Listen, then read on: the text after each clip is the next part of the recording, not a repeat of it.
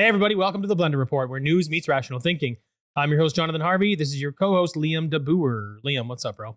A lot is up, Jonathan. Nice. We are going to be talking about liberal treason, with Freeland literally running from reporters and the government hiding the names of MPs tied to foreign interference. We've also got the government shutting down a scandal-plagued green slush fund after AG report shreds the Liberals. The parliamentary budget officer says Liberals gagged him on the carbon tax. Feds force streaming services to pay 5% of their Canadian revenue to fund government media. Quebec passing questionable law fining people who, quote-unquote, intimidate or harass politicians. The Australian military beginning to recruit foreign citizens, as well as Ayaan, Hirsi, Ali, claiming that the West has been subverted. However, if before we get into things, you wouldn't mind giving us a kind review on Spotify, as it really helps this show grow, or subscribing to our YouTube channel wherever you're watching, that would be greatly appreciated. All right, let's get into it. So first off, we've got today in liberal treason. The Liberal Party is refusing to disclose the identities of sitting MPs allegedly committing treason against Canada following a bombshell national security report indicating that some MPs are wittingly involved. The report alleges that some MPs have assisted foreign governments, specifically China and India, in interfering with Canadian politics. The NSICOP report stated that many activities, quote, could not be construed as regular diplomatic lobbying, but instead clearly met the definition of foreign interference as described in Section 2 of the CSIS Act, contrary to Canada's national interest and deceptive, clandestine, or threatening. This involvement includes taking money from foreign agents and sharing confidential information, actions that could constitute treason and possibly invalidate the election results. Conservative, Bloc de Québécois, and NDP MPs have all demanded the Liberals reveal the names from the heavily redacted report. However, Freeland and Prime Minister Trudeau have either avoided commenting or deflected questions about treason. Liberal MP Jennifer O'Connell mocked the Conservatives' demands by saying, quote, boo-hoo, get over it. So That's wild. yeah, That's wild. that's so great. That's so brazen. Guaranteed you should be running with she's your on that list. Yeah, you should be running with your tail between your legs. To have that kind of confidence and talk that kind of shit, it makes you sound like you know you're invincible. That is super scary. Sorry, Or that you just need to mock anybody who could threaten to expose you as a, you know, as somebody that is participating in treasonous acts. Absolutely. So is this the scandal to bring down Trudeau's House of Cards? You know, I try. You know, it's interesting. I don't say this often because I do feel like they basically live in this world where they're mostly invincible. But I do think this could bring the house down. This could be enough. And the reason I say that is because the accusation is as bad or maybe worse than the reality, right? So now that Canadians think the Liberals are guilty of treason and they don't even know which ones, how could you possibly vote for even one Liberal, right? And I mean, there was some information you and I looked at that was hard. We couldn't really corroborate it, but it was from what we understood, it was in Trudeau's riding. And it were hundreds of Chinese names that basically donated the maximum amount to his campaign in 2015. It looked really, really bad. Yeah, so it was pretty much, for anybody listening, it was just like $1,500 to Trudeau that were all from what seemed like it would be foreign nationals. And this is exactly what Sam Cooper broke down in our recent interview with him about how these state-affiliated narco groups and stuff dole out cash to diaspora communities within Canada and then get them to donate that money to political affiliates so that they don't get red flagged. So I was kind of looking at this and I'm like, so what they're going to do is they're going to try to discredit this, right? That's the only approach they have at this point. So I was like, okay, let me kind of break this down a little bit. So first I'm like, who's the National Security and Intelligence Committee of Parliamentarians? Like, who is it? So the committee is tasked with ensuring agencies like CSIS operate within the law and respect Canadians' rights. So do we trust the NSICOP? I don't know what they call it for short. I'm like, NSICOP? Yeah, I'm was like, trying to figure that out. I'm like, that's how I've been saying it in my head anyway. So do we trust them as a nation? And here's the thing. They are the last line of defense.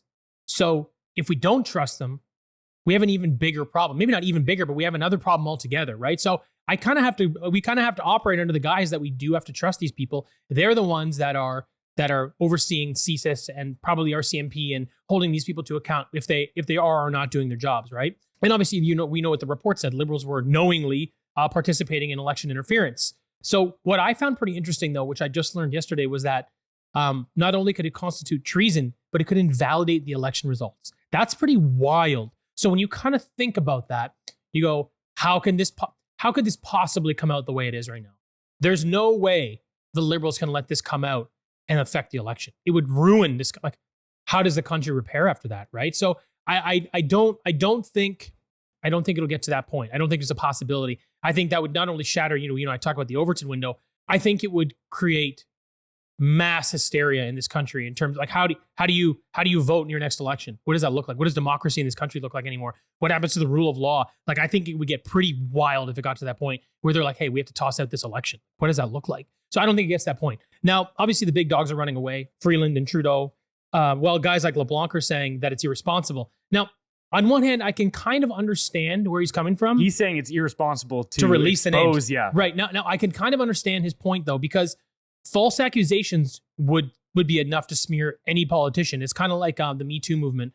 Feel bad for anybody that was ever affected by it legitimately, but it's become one of those things that you weaponize against people just to shut them up, right? So it's the accusation could potentially be as effective or worse than the reality. So I understand him saying, hey, we can't release these names yet. However, what I don't like is that the only way this moves forward is if the RCMP decides so, which is what LeBlanc said. And we know that this organization is basically the left arm of Justin Trudeau, right? So in addition, the CSIS director, David Vigneault, warned that releasing the names could harm the reputation of those implicated and damage the future operations of intelligence agencies. And he suggested that there are other ways to address the issue without resorting to criminal charges. And I'm like, why is that your thought right now? We think that these MPs committed treason, which is pretty much the highest crime that you and I think of, obviously rape, murder, but you know what I mean? Aside from something like that, damages the entire, the view of the country on the global stage is already not in great shape. This completely shatters it. And his immediate reaction is, I think we can avoid criminal charges. What are you talking about? Pin these fucking people to the wall. But anyway, I'm of the opinion that the Liberals are stalling to figure out how to spin this story to minimize damage, because I think no matter what, it's going to get messy. But I do believe that some of the top people are involved, like we just discussed with Trudeau. And I do think that they are taking time right now to go, how do we mitigate damage here? So first, we try to snuff it out through the RCMP, but we have to say something. Who's taking the fall and how much are we paying those people? That's kind of where I think it's going to go right now, but it's hard to say. I think you're giving the more practical view on things as to how things might shake out, because yes, I do think that they will try to hinder that process or just throw one or two people under the bus and then say, look, we got it. Everything's fine. We saw that already with the Speaker of the House after the whole Nazi applauding thing, right? They toss him out saying that, oh, well, we didn't know. And it was the Speaker of the House who invited this guy in. But then, of course, later it comes out that Trudeau did directly invite that man into Parliament. But yes, I think you have the more practical view on it. But as far as the more idealistic view on it, I don't see any scenario where like the only proper approach to this would be to do something of like what the El Salvadorian president did, where he pulls everybody into a room and says, all right, just letting everyone know every single person in here is under investigation for corruption, or in this case, treason, and like no holds barred. You do not get there's zero parliamentary confidence or any of this whole, like, we're going to, national security. Yeah, bro, you're fucking our country up. This is important to national security for the people. Exactly. So, when the investigation needs to be done against people helping undermine our elections and also sharing sensitive and confidential information with hostile foreign governments, you cannot say that it would be a national security issue if we uncovered these things. It is the national security issue. And, it's funny to see the tone that is changing around these things, because I typically consider myself a pacifist and a I don't think violence is usually the political answer to things. But even this morning in the Toronto Sun, there was something, this was June 4th, so a couple days ago. But in the Toronto Sun, they printed, Canada used to hang traitors, not run cover for them. And it's true. So, and then they outlined this list, how in World War II, Canada used to put people to death if they were found as traitors. And I look at this and go, okay, well, you know what? Maybe I won't push for death, although I wouldn't necessarily protest it. Maybe like slicing the Achilles tendon or something. Like you gotta pay the price somehow. People have to be behind bars for life for this. Yeah. There's like nothing short of that. Otherwise, that isn't justice. So here's the problem, though. Bukele came in as a renegade, as kind of a revolutionary guy leading the charge who could not be compromised. That's basically what he's proven to be.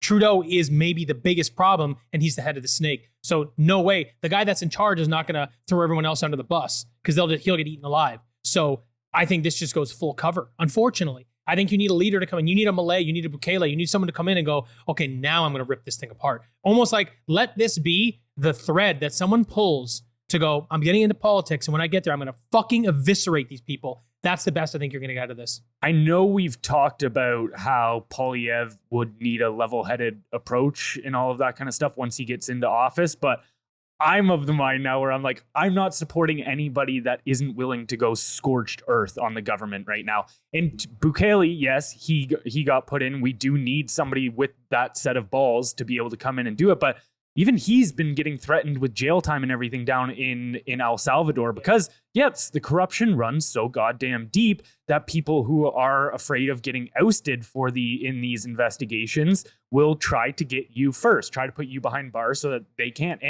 And so it's like, it's not going to be popular, but we are at that tipping point where it's like, our government has been so compromised that you can't use the tools that are available today to fix the problems that they created. I agree. Yeah. I agree. We're on the same page. But the problem you have is you look at Poilievre, and I like him as a choice against Trudeau, and I actually like the individual, but he's a career politician.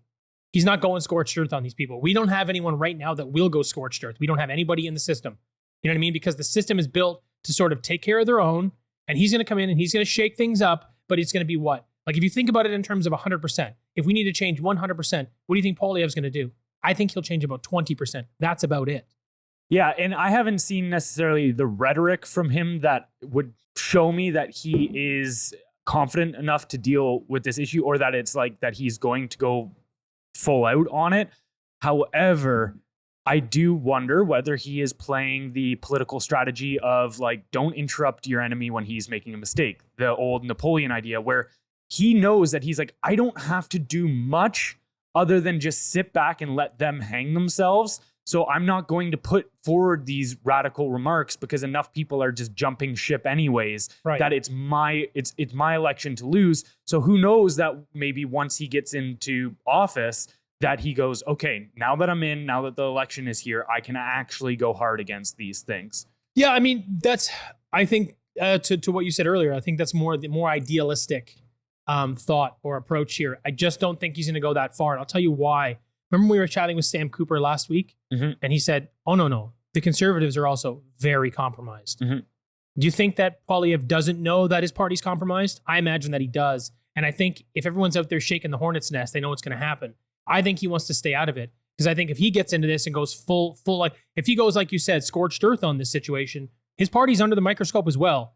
And that's going to put, what kind of situation does that put Canadians in? The Liberal Party, the Conservative Party, what's left? How does it play out? But what better way to get the trust of the Canadian people than to say, hey, yes, there is snakes in every single aspect of this government. Yes. And we are going to weed them out, even if they are within our own circle. But the problem is that's exactly what that's going to look like. So it might be self-destruction because I wonder how deep does it go? How many people are compromised? And what does that do to the election? So right now we're talking about, hey, this might actually invalidate the last election. So let's say you've got 15 Conservative MPs that are compromised, just for argument's sake, just doing a thought experiment here. And you have 15 of them, and he gets voted in as Prime Minister. Now, once he's in, now you're saying, hey, now he can make these changes. But what if 15 of those people, like I said, were compromised, and now they invalidate those components of the election? Now what happens to the leadership of the country? How does that shake out?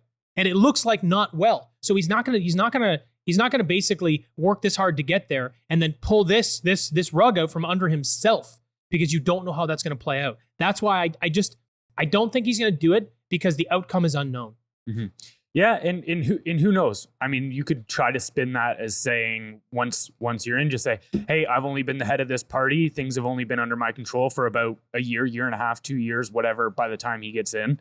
Probably 4 or 5 years by the time he gets in. When did he become conservative? I think it was like 2022, because the election was in 2021, and he'll be in 2025, so it'll be 3 years, and then he'll actually go in 2026. But if this was to get rid of the election results and prompt a new election, then it would only be, if that happened in 2024, then it would only be 2 years, and he could say like, look, yes, I am very well aware of this issue. That's why I want to put things in place where none of my cabinet members will be part of the World Economic Forum.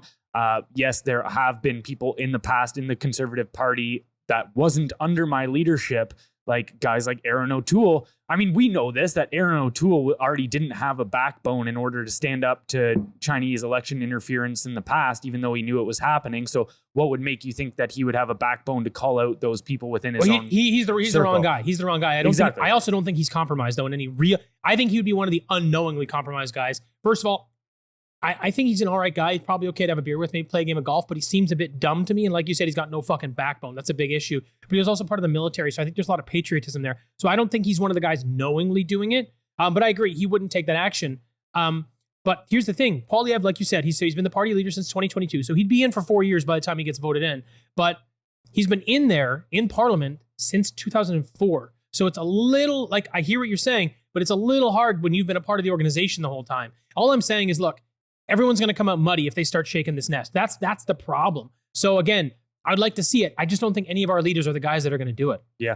And this is why I'm of the mind where I don't, I'm kind of conveying here, hoping, I'm trying to lay the ground for what I would hope to happen, but I'm not extremely confident that, yes, somebody will get into power in Canada, like from down in El Salvador or Malay or whatever, and, go scorched earth. But I do think that it is up to us as the people of Canada in order to get fucking loud about this issue to the point where it can't be swept under the rug. You know what's interesting? Because obviously, we're launching Substack next week. I think this is going to be one of the articles I write. I think I'm going to do a deep dive. You know what's interesting? I've kind of, because I've been doing a lot of the news stuff and it's been more like research and then sort of summarize with a bit of thoughts, I've kind of lost my way on how I used to do the COVID videos, which I loved. I used to enjoy that because like the investigative journalism was interesting. But I think this will be a really interesting thread for me to pull. And like you said, the reason I'm coming up with this, the reason I'm saying this is because I agree with you. The country's got to get incredibly loud and push back against this and don't take no for an answer. And I think people need to be vocal about it. And I think our best opportunity between you and I really is getting online and making some noise. So I think I'll use it as an opportunity to probably do an article, but definitely do a video, get back in the car and just do Johnny Talks in the car again. Yeah. Well, that's kind of a foreshadowing for our listeners there that you and I are definitely planning on making a ruckus over the next couple months here. So we are going to shake the nest. When that time comes, we will definitely be asking for some help from all the viewers we have here. But anyways, moving on to the second story of the day, we've got the government shutting down a scandal-plagued green slush fund after an AG report shredded the Liberals. So Innovation Minister François-Philippe Champagne announced the shutdown of Sustainable Development Technology Canada. Auditor General Karen Hogan found that nearly 20% of projects funded by SDTC were ineligible and highlighted serious governance issues. Hogan also criticized the Federal Public Service for frequently ignoring its own contracting rules, awarding $209 million worth of contracts to consulting firm McKinsey. Hogan's reports highlighted frequent disregard for procurement policies and a lack of proof of value for money, with 71% of McKinsey contracts awarded non-competitively. She audited 33 out of the 97 contracts granted to McKinsey, finding critical information missing in over half of them, making it impossible to demonstrate value for money. In her report on SDTC, Hogan identified quote-unquote significant lapses in governance and financial management, with nearly $60 million awarded to ineligible projects and numerous conflicts of interest ignored. Hogan revealed 90 instances where board members with declared conflicts of interest participated in discussions and voted on funding awards representing about $76 million. Board President Annette Verschen resigned after an ethics investigation found she approved over $200,000 in subsidies to her own company. SDTC's president and CEO, Leah Lawrence, also resigned, citing a campaign to undermine her leadership. So if you had to give a ballpark estimate, how much taxpayer money is stolen in order to line the pockets of politicians and their friends? Every year, probably close to 100 billion. I would look at maybe like 70 to 80% of tax funds ends up just getting used to prop up inefficient bureaucracies that actually do nothing. I would say probably somewhere in the neighborhood of like 15% of that all tax dollars just ends up in corporate, like in corrupt hands. Yeah, so I think and then like 5% max ends up where it should be. So I'm of the mind that we have about a $500 billion a year budget, just rounded up. I think 100 billion is just purely stolen. It's just corruption. So 20% gone. And I think of the remaining 80%, 20% is actually used efficiently, and the extra 60% is just pays for government bloat and does nothing. I think our efficiency for tax dollars, like I said, is about 20%. It's pretty embarrassing. That actually would make sense because in 2023, Sustainable Development Technology Canada was allocated a budget of $1 billion.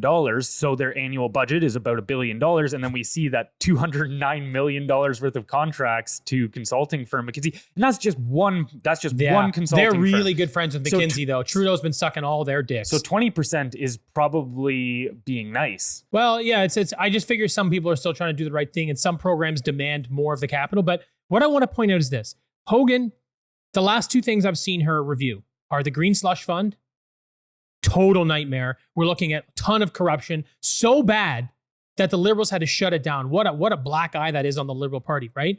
And what was the other thing that she recently did? The ArriveCan app. She looked at that and basically was like, an app that should have been $80,000 cost $60 million, and we're looking like $20 million alone went out to GC Strategies. Then we pulled that thread and realized that they've received over $250 million since Trudeau got into office. 2 guys, maybe 4 people max that work for them in an office in a basement somewhere in Ottawa. Guys, look, what this is them highlighting exactly how the rest of our economy is being run under the Trudeau government. If she continues to look under the rug in any area, you're going to find the same thing: corruption, theft, and no value for Canadians whatsoever. And you'll constantly see comments when you talk about this kind of stuff, and people will be like, oh, it's money laundering. It's not money laundering because it wasn't their money to begin with. It's literally just theft. They're just stealing our shit, dude. And it's worse than that because they say that if you don't let them steal your stuff, that if you don't pay your taxes, then they're going to throw you in a cage for the rest of your life. So yeah, this government's where this country is currently at is so fucked up. I just don't know if there's any way to fix it at all. Like, the whole thing just needs to fall. The empire needs to fall. Yeah, and it's going to happen. And you know what really sucks is I look at that and go, that's probably been the play from China this entire time, is just get in and corrupt our institutions to the point that Canadians can't actually sit by and live under them anymore. And then they have to go, yeah, we're going to topple this government. And toppling our current way of doing things would definitely benefit China in the short term. It would give them a major leverage. But I'm of the mind where I'm like, I'd rather die free than live a slave. And with the way the government is currently going, like, they are ushering us all into economic serfdom. That's actually a really interesting point. You look at China and you look at the foreign interference from these other countries, India, and you kind of go, what's your game plan? Because you don't really need Canada that much. You could buy up a couple mining companies, and then what the hell else is Canada even offering you? Realistically, what is it? Other than just throwing your people in there and using it to just kind of wash your own money, like we were talking to Sam about the other day. But like, really, what's the value? Who gives a fuck? Like, Canada is such a small pawn on the global stage, right? So when you think about that, you kind of go, oh, maybe it's just they're doing this to break down our democracy and just make the country kind of overthrow itself. That actually makes more sense. Like, you infiltrate it just so that it topples, because the value you extrapolate from it doesn't really equal the effort. So that actually makes more sense. It's just destabilization, because at the end of the day, like, it's that philosophy from Littlefinger in Game of Thrones, right? Where he says chaos is a ladder. If you can shake the ladder while everyone else is kind of like loosely hanging on, but you know that you have a tight grip, well, if you shake it, you know that you're going to be the only one left hanging on. Right. And, Interesting. And so it's like, I think that's exactly what's happening. That's a here. good analogy. I like it. Yeah. Works. All right. All right, moving on to our third story for the day. We've got the parliamentary budget officer saying the Liberals put a gag order on him over the carbon tax. So the Liberals are withholding their analysis of the carbon tax's economic impact, with the parliamentary budget officer Yves Giroux confirming that he is under a gag order. Testifying before the House of Commons Finance Committee, Giroux said that the government explicitly barred him from sharing the economic analysis of the carbon tax and output-based pricing system. Despite filing an access to information request, the data provided by Environment and Climate Change Canada was marked confidential. A parliamentary budget office report indicated that the average Alberta family would lose $911 in 2024 after rebates, with similar losses across provinces. The Liberals maintain that most families receive more in rebates than they pay in carbon taxes. Conservatives accuse Prime Minister Justin Trudeau of censorship, highlighting Giroux's testimony. Giroux plans to release a new report in the fall, expected to confirm previous findings. I said that French name different like 4 times. But Sure, you got it right once. But anyways, why would the Liberals be so afraid of the public becoming aware of the economic analysis of the carbon tax? Shouldn't Trudeau be wanting the people to see how much it benefits them, if, as he routinely states? Well, obviously, we've known for months that the carbon tax is not only not a net positive for Canadians, but it's also not really doing anything for the environment. We already kind of know this. So I kind of was like, what does this look like for him, and why doesn't he want this to come out? So it's, conservatively, based on the PBO's report from before, it's probably going to cost Canadians $20 billion a year. Like, that's what it's going to cost them just in them paying additional amounts of money because of what the carbon tax has done to the economy. And I think, you look at that and you go, I believe it gets significantly worse when you have to factor in what it's doing to inflation, what it's doing to, wages and stuff like that, like cost of living. Like I actually think the knock-on effect is probably in the hundreds of billions in terms of its negative effect versus him saying it's a positive, right? So I kind of look at that and I go, well, of course he doesn't want this information coming out. He's already got enough. He's already got treason on his plate. He just had to crush the slush fund. If this comes out too, like I just don't think he can manage all this bad press at once. That's kind of my thought. But I in saying that, I do find it pretty amazing that this information can be gagged.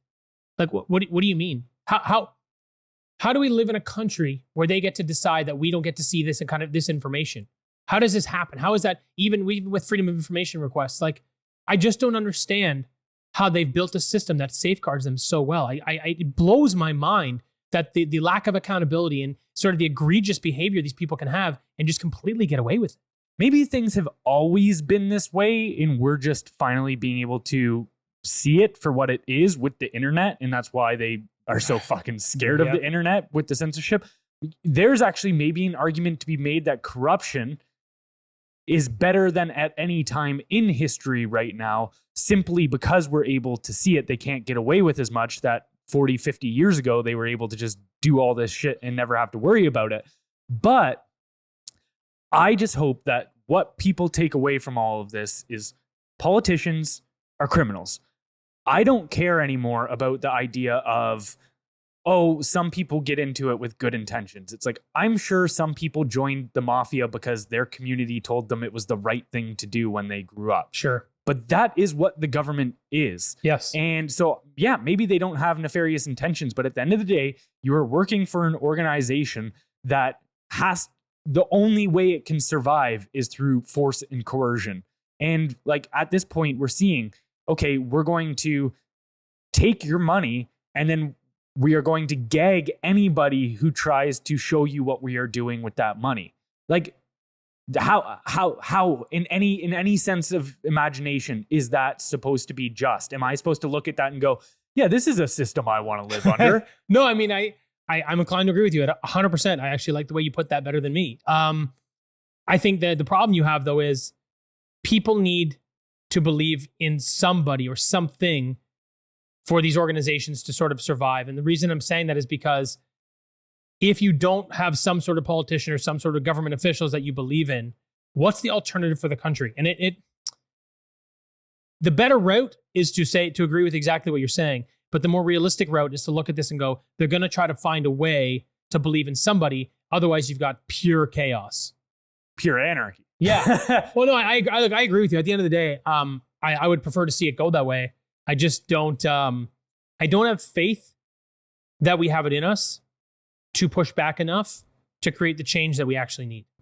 Yeah, I mean, we'll see. I'll try to do everything I can to promote that narrative, the idea that, you know, and I say anarchy and I laugh about it because when you do say anarchy, most people just imagine like pure chaos. But the idea of anarchy is that nobody has a natural right or authority over anybody else, that all social interactions need to be voluntary. And that's where it goes to this, where it's just like, I think, hey, if at the very least, even if we don't ever live in a world without government, because it's probably not realistic to view a world coming about that has never existed before. We do typically live in cycles, and government has always been, you know, part of that cycle. So I think it's very wishful thinking, but I think that's what I'm saying. Yes, but at the very least, like the way I've put it before is, if you don't know who you're negotiating with, then you've already lost the negotiations. If you don't know what their incentives are, what they want out of the deal. And what we need to realize is that government is just a band of criminals. They have a false legitimacy of violence and monopoly on violence. That's all they are. And if we don't recognize them as such, then we will not negotiate with them properly. And so even if we can't get rid of them altogether, then at the very least, your idea should be, wow, I don't want this band of criminals. I want this band of criminals to have the least amount of power possible over me. Right. And I think that's kind of where the idea of libertarianism where it comes into play, right? The problem that you have, though, is how do we get to that point? So you said you have to know your enemy, right? And who is your enemy? Basically the mafia, right? They've got a monopoly on pretty much everything, actually. How do you fight? How do you negotiate with those people? Because the only thing I can think... Mass civil unrest? Exactly. Like, the only thing I can think of is basically revolution. Which it doesn't need to be. You can completely follow the Leo Tolstoy. I mean, Leo Tolstoy was, Russian novelist back in the early 1900s, I believe. But he was the one that kind of founded these principles that inspired a lot of peaceful revolutionaries of the past, such as Martin Luther King, or whether it be Gandhi. A lot of them got their principles from Tolstoy. But like, mass civil disobedience doesn't necessarily mean mass violence. I didn't say violence. Yeah, okay. I'm not saying has to be a violent revolution. It could be. But if I'm being if I'm being honest, what I think our government has shown us is that if we don't follow the rules, they will get violent. And then, like you said, know your enemy. And it's like, who's going to throw the first punch? But it doesn't matter, actually, because as soon as one is thrown, all we're doing is throwing punches. So it's one of those things where it's like, I agree with you. I definitely ascribe to the same strategy of, hey, let's do this peacefully, 100%. But knowing your enemy and knowing what they're capable of and knowing what they've already done, how do you think it actually plays out? But this is what it does, is that peaceful approach. If you don't fight back, like, okay, let's say they take the Freedom Convoy, for example. The people did a very good job of not retaliating against the government's violence against them. Right. And what that does is it exposes the fact that the government isn't democratic, that they are authoritarian. And so you actually expose the tyrant, because we in the West, what I've realized is our tyranny, like, we already live under a tyranny 110% in Canada, especially. And what they've done is they've put that on the top, they've masked that with this illusion of democracy and this illusion of choice. And so people willingly participate in the tyranny. But if you expose it as a tyranny, like the truckers did, what ends up happening is you break down that idea in most people's mind that this government is actually there for you. And that is when the real change can actually start to occur, is once that illusion has been shattered. So my concern, I don't disagree with you. My concern is you get to that point, you get to the point that they don't have any other choice. The government has no other choice but violence.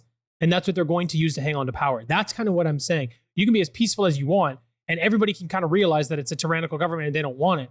But they're still going to get violent to try to hang on to power. That's what I believe these people are made of. That's what concerns me. Oh yeah, I believe these people don't have any principles. They don't have any values, and I completely agree that they only operate in the world of power. But this actually kind of leads into how our government creates the illusion of a free and fair democracy. So feds are now forcing streaming services to pay 5% of their Canadian revenue to fund government media. So the Canadian Radio, Television and Telecommunications Commission announced that online streaming services earning over $25 million annually in Canada, such as Spotify and Netflix, will be required to pay 5% of their Canadian revenues to support state-sponsored media. Quote, these base contributions will be directed to areas of immediate need, such as local news on radio and TV, French language content, Indigenous content, and content created by and for equity-deserving communities, official language minority communities, and Canadians of diverse backgrounds, said CRTC CEO Vicky Atreides. The new policy introduced under the Online Streaming Act takes effect on September 5th, giving streaming services limited time to respond. So is this just a scheme to further nationalize the media by stealing money from the private sector in order to fund Trudeau's failing propaganda machine? Of course it is. Look at guys like you and I. We have no real profit centers. We're working hard to try to keep these things going. We're the ones that are actually pushing back and trying to stand up for Canadians. These people are tyrannical, doing wild shit. That Vicky lady, who's all this money is just supposed to go to these honestly ridiculous causes. It's not like those people don't have legitimate causes that need to be repaired. I understand there are marginalized groups that need help and Indigenous groups. I'm not opposed to that. But taking money to create content for them, this nationalized media strategy, it makes no sense. And one of the things I kind of wanted to make a distinction of, because both things kind of came out in the media, was this is revenue, not profit, right? So there's a big difference there. If you took 5% of revenue from grocery chains, they would shut down. If you take 5% of revenue from restaurants, they would shut down. So this is a significant amount of money. And you know, if people are wondering how this might play out, I think the Online News Act is a very reasonable cautionary tale. And what we saw was that major corporations are going to push back against these government mandates. And Canadians, unfortunately, will bear the cost. So when the Online News Act was announced, Facebook obviously banned the sharing of all Canadian news. Actually, not just Canadian news, all news. So if you don't use a VPN, you can't even see news, which obviously hurts independent creators far more than these other platforms because they were already funded by the government, right? So now that the government is targeting giants like Netflix and Amazon, the fallout could be much more significant if these companies choose to follow in Facebook's footsteps. So this is not only, yeah, sure, a money grab to nationalize media in Canada, but it's also going to could take away an opportunity for a lot of us to not only access these media tools, but even be able to contribute to them. This is Noam Chomsky's whole idea of the manufactured consent, is for power to operate in democracies, they first need to shape public opinion. Because what a lot of people don't realize is that they'll say, like, I've had these conversations with really smart people before where they'll say, well, the politicians are just reacting to public sentiment in order to guide their policy. And so therefore the people do have the power. And because, again, we do see this, they do generally govern by polls, but as far as like what they announce for their policy. But what we don't realize is that first, there's a step before all of that, which is shaping the public perception in order to be in line with their goals. And I mean, this was something that was put out in 1984 so amazingly, where O'Brien, when he's giving the monologue to Winston at the end while he's torturing him, he says, the thing for you to realize is that power is power over human beings, not just over the body, but above all over the mind. Power over matter, external reality, as you would call it, is not important. So, and this is what I've been pointing to, is that totalitarianism, tyranny, at its greatest form, whether it be the Soviet Union, whether it be the Spanish Inquisitions, whether it be Nazi Germany, any of these things, at the bottom of that is a war on human consciousness. And that's what this is. Like, okay, we're going to steal $1.4 billion of taxpayer money to fund the CBC alone. Other subsidies get handed out for sure. And then on top of that, that's not enough, because now we're failing to properly control people's minds in the way that we want to. So we now need to start taking more money out of the private sector in order to fund our brainwashing machine, essentially. And so this is an act of war, especially when you realize like we are in the 5th generation of warfare, which is stated as psychological warfare. And so like this is them preparing their war machine. Yeah, I mean that's actually a really good point. You've had a few good points today. But yeah, like there's putting out policy and then using that as a litmus test to see what moves forward. Now, first of all, I think that the way that they do that often is, well, you can choose between this guy or this guy. They kind of give you like, hey, you can choose this way or this way, but we're doing it either way. So I think they're kind of manipulating from that point, just the same. But it's a good distinction to make that they control the mechanisms beforehand, and that kind of goes back to that cat and mouse game between censorship. They control the newspapers, so they control print media. Then they control the news, so they control the radio. They control movies. They control the entertainment industry, and it's not just them; it's big corporations in conjunction. But you kind of look at that, and you're like, yeah, of course they need to be able to control, all of this other media throughout all of these channels, including social media, because they need those tools to sort of shape society, then push these policies through. That's an interesting way to look at it. Yeah, I agree. Well, so, we just covered there how they're trying to control the information that Canadians can intake, but we've also now seen that they're trying to control the speech that Canadians can say. So we've now got, with our next story, Quebec passing questionable law finding people who, quote unquote, intimidate or harass politicians. Quebec's legislator has passed a law that fines people up to $1,500 for intimidating or harassing politicians. The Coalition Avenir Quebec government says the law is needed to address the rising number of elected officials resigning, especially at the municipal level. However, critics argue it could threaten free speech. The government introduced the law after a survey by an organization representing Quebec municipalities showed that 74% of elected municipal leaders had faced harassment and intimidation. Additionally, 741 out of 8,000 officials had resigned since the 2021 elections. Besides fines, the law lets elected officials ask the Superior Court of an injunction against anyone who threatens, intimidates, or harasses them. So, should citizens face fines for harassing politicians? No, here's the thing. There's already rules in place that stop legitimate harassment. These things already exist. So when they buffer it for, this is just for politicians, you're protecting people for doing a bad job that are running our country. Completely fuck that. I think that defining the line between harassment and now legitimate feedback for running this country into the ground is going to be very blurry. I believe this is going to be a total mess. And I'm hopeful that the rest of Canada doesn't follow suit. That being said, the very people who benefit from this law are the ones that are passing it. So I think this just gets, I'd say strap in, Canada. This is going to get worse. I think it should go. I think it should go the other way. People should get subsidized for harassing politicians. I think that would be sort of GoFundMe campaigns. Like, I know you're going to get a $1,500 fine in Quebec, but we will give you $15,000. It's a public service. Let's go. Like, I mean, hey, if you want to live in a democracy, if you want to say that the people need to be able to hold their government accountable, then I don't even care. Like if it's at this point, I don't care if people are saying like, there is certain things I won't say about people. Like I won't wish violence on people, all of this kind of stuff. But I now have no sympathy for people that are on the receiving end of that because of the absolute trash and the dumpster fire they've made this country into.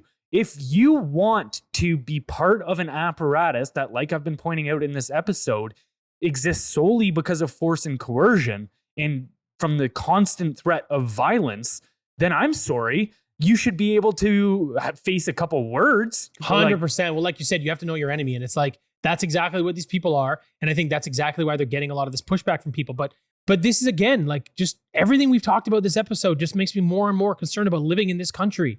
They're either stealing all our money, hiding everything, or like you said, using the threat of violence to keep us under control. This episode is concerning.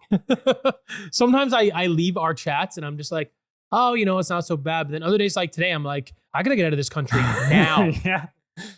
Yeah. Well, dude. And again, okay, I'm supposed to feel sympathy over our government officials facing harassment when, they did everything they could to literally force violence on the Freedom Convoy in order to shut down the voices of peaceful protesters. Like, you've already initiated the line of violence and harassment. You can't, I despise this idea that the government can act in a certain way, but then the public can't even do 1/10 of what they do. Like, go fuck yourself. Yeah, no, I agree. They, like I said earlier, they sort of live in this bubble of invincibility. No rules, no accountability. I can do what I want. I can take all your money. What is happening in this country? I'm sure it's just as bad in other countries too. It's just, I don't know, man. Sometimes I just sit there and I kind of wonder what the purpose of human life is. You know what I mean? I know I don't mean to get like too existential, but I kind of sit there and I kind of go like, I know that I wasn't just supposed to get up every day and work for someone else and make money and pay my bills and be stuck under the thumb of Trudeau and everybody's struggling to put food on the table and all this. I know that this is not how it's supposed to go. I know that this isn't the purpose of human life, right? And sometimes I find it depressing that it has taken over so much of our bandwidth, you and I. All we think about is how fucked up the entire world is, how fucked up this country is, and what we can do to try to make it better. Because ultimately, the way that we are forced to live our lives is so out of touch with the purpose of a human life. So it is a little depressing, man. It's a little hard some days. I think there is a cosmic story that is constantly at play, and that story is a battle of good and evil. And people may think that that is simplistic, but I actually think it's very legitimate. And this is why there's certain stories that resonate extremely deeply with humans, and it's the hero's journey, which is essentially a call to adventure. And then they come across, they first get mentored, and then they come across a problem that they cannot surmount. And then they have to go through a death and rebirth cycle. And then they are able to overcome that previous problem that they couldn't overcome. And there's a book called The Hero with 1,000 Faces, and it's by Joseph Campbell. And that's what he's outlining, is that all of these stories, whether it be Star Wars, whether it be the Marvel movies, whether it be the Bible, all of this they are articulating this meta narrative that runs throughout all of humanity. So I think you don't ever defeat evil. Good never fully prevails, but it's a story that is constantly at play, and individuals, humans, can choose what role they want to play in that story. And this is where we were talking about it in the car on the way home from Ottawa the other day, where I was saying, like, there's only 3 types of people in the world. There's heroes, villains, and people who get caught in the crossfire. And heroes are the type of people that use any and all power they have in order to protect values and innocent people. And villains use any power they have in order to accrue more power. For a hero, power is a means. For a villain, power is the end. And then there's just people who get caught in the crossfire, and that's like 95% of people, I think. I think that's exactly more. And so to me, like, when we look at what's the meaning of human life, it can't just be working to have 50% of the results of my labor be taken by a government that is actively hostile towards me in my ideal way of life. It's like, well, okay, you've now got a story. You've identified the villains. Do you want to be the hero, or do you want to just get caught in between the fight? No, I mean, I think that's a good way to sort of put meaning to our work and put meaning to a fight that a lot of people are willing to put up right now against our government. I totally agree with you. I guess my challenge becomes the 95%. You know what I mean? It's the life that the evil people have built and how they've got. It's depressing to see what these people have done to 95% of the population of the world that maybe don't have the means, the ambition, the whatever it takes to sort of push back and try to be the hero. Now, I don't really consider you and I heroes. I don't. But we are at least willing to fight that fight. That being said, a good portion of our lives are still lived under the thumb of that 95%, right? Because we still have to eat, we still have to operate, we still have to do these things. Yes, we fight back, but even though we are trying to be the heroes, we still significantly suffer under the thumb of these rulers. And it's very it's just tough. This is not how life is supposed to be. This is not it. And again, I'm not saying that I think we're playing the hero's role because we're so special. I don't think there's this large barrier to entry that most people think of when it comes to being heroic. I mean, again, that concept of heroism that I was talking about, you use any power you have, even if it is a slight amount, even if you have next to no power. At the end of the day, the last thing anybody can take away from you is your voice, and that is extremely powerful. And so if all you have is your voice, then at the very least, just not telling lies, not going along with lies, not letting tyranny pass through you unchecked is a heroic act in and of itself. Like, you look back at these totalitarian states of the past, in 20th century Soviet Union, literally just saying Stalin is evil. If you said those words in the Soviet Union, that was a heroic act, because being able to just say that would get you sent to a labor camp or a prison camp. But it was the unwillingness of people to say that which allowed that evil to propagate. So, like, at the end of the day, even just saying the truth, I believe, is an inherently heroic act. Yeah, I mean, I 100% agree with you. I think we're kind of looking at this in a bit of a different way, but I totally agree with that. I guess I'm not trying to like toot our own horns here and say we're doing something so amazing that nobody else does. I'm more trying to just say to anybody listening, like, doesn't take much. No, I think that's actually where I was going to go with things, and to say sometimes it can be hard and depressing to see where life is and what it has become for so many people just to survive. That can be depressing. But to your point, if using your voice can make you a hero, and if you don't use your voice, it gets as bad as it did in Russia when it was under Stalin's rule. I think people know what they need to do now. If you want to stop living under that thumb and you want your life to get better, you have one choice, which is to stand up and try to be part of the hero group. All right, our next story for the day, we've got Australian military beginning recruiting foreign citizens. So Canadians who have lived in Australia for at least a year can now apply to serve in the Australian military. This is part of a pilot project aimed at expanding the country's armed forces. The Australian Defence Force, or ADF, announced that it is opening its ranks to foreigners. Starting in July 2024, eligible New Zealanders can apply to join the ADF, and by January 2025, applications will be open to permanent residents of the United Kingdom, the United States, and Canada. The pilot program currently includes only these Commonwealth nations. Canada has faced its own recruitment challenges, despite efforts to boost numbers by lowering standards and promoting diversity. In 2022, only 5,242 Canadians enlisted in the armed forces, a 35% decrease from 2021. So why are militaries struggling to boost enlistment, and is this a good solution? So I think there's a number of reasons why they're struggling to boost enlistment. One of them is that a lot of people aren't eligible anymore, mentally or physically, like a significant portion, well over half, like 70, 80%. So I think that definitely plays a role.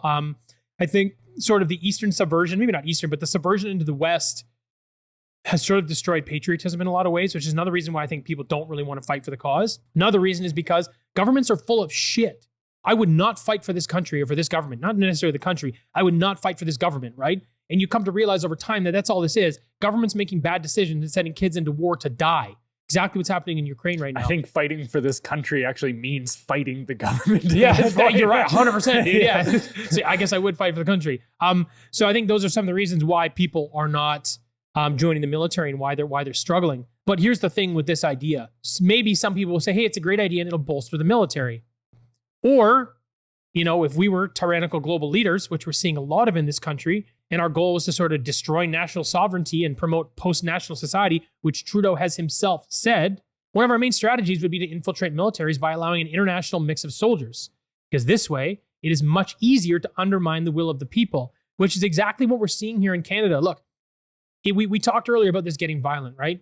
Now, if you take a bunch of people from different parts of the world that don't have it so good, and you give them the opportunity to join the military, and if they don't listen to you, they have to go back. Not necessarily go back, but their life goes back to the way it was in a sense. They're going to fight for you, the tyrannical government, and they're going to fight the people of that country. Like I said, maybe this is insignificant, but for me, this is Australia, in my opinion, just opened the door to like a national, post-national or global military with actual with not just the UN, but something significant, something that would give way to a global government. So I'm actually pretty concerned about this. I don't know that we're going to see any real negative effects for the next 10 years or so.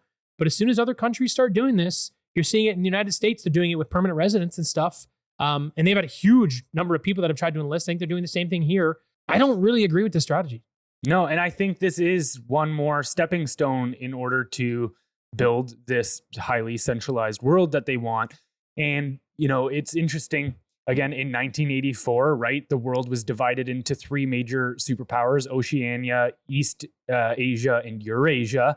And then also, like, in that book that I read recently, James Burnham, which was the managerial revolution, how he thought that the world wasn't heading towards socialism or capitalism, but rather towards a new world ran by managers, and that private property would be eradicated like you would think in a socialist world, but rather that private property would be in the hand of managers. And so they would control all of the property. Anyways, in that book, he also outlines how he thought the inevitable evolution of things would lead to a world of three superpowers, which would essentially be like the Middle East and Africa area. And then you've got East Europe, which would be like Russia and China. And then you've got the West, which would be like America and Europe. And I mean, when you look at the things that are currently at play here, whether it be the digital ID systems that are trying to essentially erode sovereignty and have it so that we have a global, well, within the West, because obviously they wouldn't be putting this stuff in place with Russia or whatever. But so they are building this apparatus where we have one society under the current banner of like G7 nations, right? Mm-hmm. And so again, when it comes to the army side of this, it's like, it looks like that's exactly what they're trying to do now, where they could build it so that we don't have a bunch of different countries existing under alliances and treaties that are reliant on that, but we can rather release all current sovereignty under a global umbrella like NATO. Yeah. And then it's not like Canada and Australia and America are all part of NATO. There's just NATO. Yeah. I mean, the problem that I see here is actually twofold now that you mentioned that. It's not only does it allow the government to sort of undermine the will of the people on a national level, if the militaries become diverse enough, it allows global government to control the national level as well. So even if you had a leader come in, say Pierre Poilievre, just for example, he comes in, he's running the country, and it's 50-50 split on military being from other parts of the world versus just Canada, I think that gives, say, the UN or any global governing party more control over the country than we would like them to have. Like it's almost like it's layered two ways, right? So all around, in a perfect world where everybody was decent, this wouldn't be a big problem. But obviously, given today's conversation we've had, we know that's not the case. So I think this actually is a problem, not only nationally, but globally. All right, last up for the day here, there was an op-ed written by Ayaan Hirsi Ali, who is a public intellectual, and she is claiming that the West has been subverted. So I thought, it's a little bit of a read through here, but I thought maybe it would just be good to rattle this off, as this is definitely a perspective that puts a lot of our opinions into place. So if you are wondering why I, a woman of color, an African, a former Muslim, a former asylum seeker, and an immigrant, fear today's anti-Israel, anti-American protesters, let me explain. I was born in Somalia in 1969, just after a Soviet-backed coup. Somalia, newly independent, was hopeful, but these hopes were quickly dashed. A communist dictatorship took over, leading to tyranny, bloodshed, and starvation. My father was imprisoned, and by the time I was 8, it was clear we had to escape. We fled in 1977, and by 1990, Somalia was embroiled in a civil war from which it has never fully recovered. At 22, I sought refuge in the Netherlands and later moved to America. In the West, I discovered principles such as the rule of law, liberty, personal responsibility, representative government, and pluralism. These values underpin the most tolerant and prosperous societies in history. Today, I see these values under the threat from cultural Marxism and political Islam. But I believe we are witnessing systematic subversion, a concept described by former KGB agent Yuri Bezmenov. This subversion occurs in stages: demoralization, destabilization, crisis, and normalization. Demoralization, the first stage, targets a society's ideas, structures, and institutions. It erodes trust in everything from the legal system to family bonds, creating a society that doubts its own foundations. This leads to destabilization, where domestic turmoil and divisions paralyze society. Eventually, this results in a crisis, a tipping point that disrupts the normal order, followed by normalization, where the subversive regime's ideology becomes the new norm. I see this subversion in today's protests and unrest. Radical leftists, radical Islamicists, and the Chinese Communist Party are all undermining Western values, each for their own reasons, but united in their opposition to the West. Bezmenov's model doesn't explain everything, but it helps make sense of many recent upheavals. To counter this, we must recognize the subversion, reaffirm our commitment to the values that have made Western societies strong. This involves strengthening our institutions, defending freedom of speech, and upholding the rule of law. It's crucial to educate the next generation about the importance of these values and the dangers of losing them.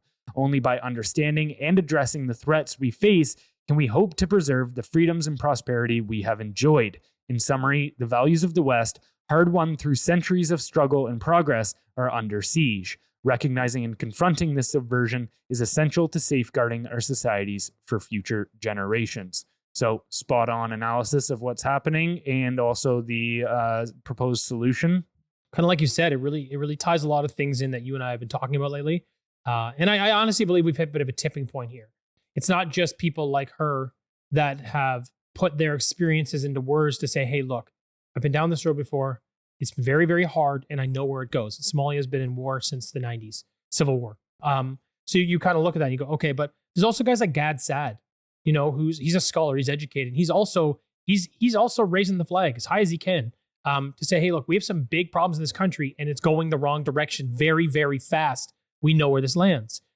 My concern is that not enough people are willing to sacrifice today, so we're going to see the doom tomorrow. Because they can still put food on the table, barely, but they can. They can still, you know, go outside, take the bus, do this and that. Things aren't bad enough for them to want to push back. So I mean, I think it's inevitable. I think that's what I'm getting at. I think that no matter what we do at this point, I think we've passed the point of no return, and we are going to be looking at something similar. It'll be its own version of it, but something similar to what we've seen throughout history in places like Somalia. Sure, it won't be as bad. Maybe in some ways. And yeah, the world's more advanced, so maybe I'm telling you, it'll be dressed up a different way, and that's just fine. But things are going to get very bad here because I think there's already too much has happened. Yeah, I think you nailed it, where it's kind of like that, whether it's apathy to the things that are happening or whether it's just not actually being aware of the things that are happening. I made a tweet there yesterday just kind of thinking about it. I was like, I think the reason that most people don't realize they live in a tyranny is because their concept of freedom is being able to eat potato chips and watch TV whenever they want. Yes, great point. It's like, to them, if they can sit down and watch TV at the end of their hardworking day, they're free. And you're like, that's not freedom. No, when 52% of your money is effectively taken by the government that they can blow it any way they want, which we know has been incredibly, incredibly fucked up, you don't have freedom. Yeah. It's basically just a different form of slavery. Unfortunately, maybe that's a harsh word to use and maybe a little hyperbolic, but it's kind of what it is. No, I think it is. Yeah, and I mean, it's that Plato's cave idea, right? Where you can imagine that people are chained to a wall in a cave and they are forced to watch the back of the wall, and they interpret reality as the shadows that are cast from the light at the entrance of the cave, and they don't actually realize that they need to turn around and see reality for what it is. And then what ends up happening is the people that have the power are the ones that are able to cast those shadows on the wall and to control the perceptions of the people that are shackled. And what's interesting is even Plato pointed this out 2,000 years ago, that it's the duty of every individual in order to unshackle themselves and see the light for what it is. But then he also said that once you've seen what that light is, you need to go back into the cave and try to free people. But he also pointed out that most people love those illusions. Most people love those false perceptions, and they will actually fight you tooth and nail while you try to open them up to the idea that there's an entire real world behind them. And that's exactly what I see happening right now, where you go, hey, you know what? If you fight back against this, things might get really shaky, and you might actually lose a little bit of what you could prefer, which is your comfort, your creature potato comforts. chips and TV, yeah. But hey, at least at the end of the day, you'll have your freedom. You won't be shackled. Yeah, I mean, you know, one thing I kind of want to finish with is comparing myself. What did you say, Aristotle? No, that was Plato. Basically, what he said is once you see the light, once you understand that, you have to go back in and try to help people. And that's kind of what I was talking about earlier when I was kind of using the hero archetype as an example. It's like, I've seen what the country does, and I've seen how they're suppressing people. So it's like I can't do anything but fight that at this point. You know what I mean? All right, before we get out of here, don't forget to head over to our website, blendrnews.com, BLENDR news.com, to sign up for our newsletter, which goes out 6 days a week, because we get censored on all the platforms, and it is pretty crazy, but the newsletter is the one place that they can't censor us. So sign up. Yeah. So, but thanks for listening, and we'll catch you next time. Bye, everybody.